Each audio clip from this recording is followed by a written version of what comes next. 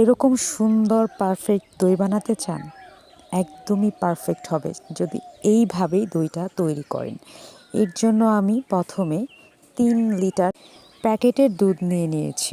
চুলায় পরিষ্কার পাত্র বসে 3 লিটার দুধ আমি ঢেলে নিই। যেহেতু আমি একটু টক মিষ্টি দই বানাবো, এর জন্য পরিমাণ মতো চিনি নিয়ে নিব। চিনি দিয়ে খুব ভালো করে এটা আমি ফুটিয়ে নিব। প্রায় 3 লিটার দুধকে জাল করে 2 লিটারও কম করে নিয়েছি। দই বানানোর ক্ষেত্রে এই টিপসটা খুবই কার্যকরী। যত বেশি ভালো ঘন দুধ জাল হবে, দইটা ততটা ভালোভাবে বসবে।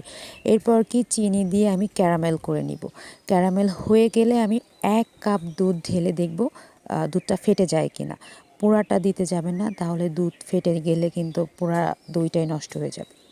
এরপর আমি ওই ক্যারামেলটা দুধের মধ্যে দিয়ে ভালো করে জাল করে নিব। ভালো করে জাল করা হয়ে গেলে দুধটা নামিয়ে বেসন দিয়ে দিব। বেসনটা ভালো করে ফেটিয়ে, দইয়ের বেসন ভালো করে ফেটিয়ে আমি সেই ঠান্ডা দুধে, মানে হালকা ঠান্ডা দুধে মিক্স করে দিব এবং খুব ভালো করে নাড়াচাড়া করব যাতে এরকম ফেনা ফেনা হয়ে।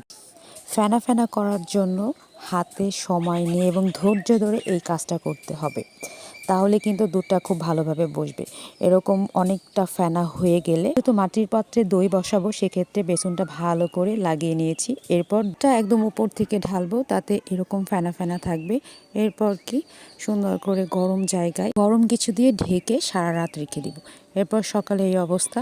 এই রমজানে স্বাস্থ্যসম্মতভাবে দই বাসায় বানিয়ে পরিবেশন করতে পারেন। ইফতারের টেবিলে ঠান্ডা ঠান্ডা দই থাকলে কিন্তু ভালোই হয়।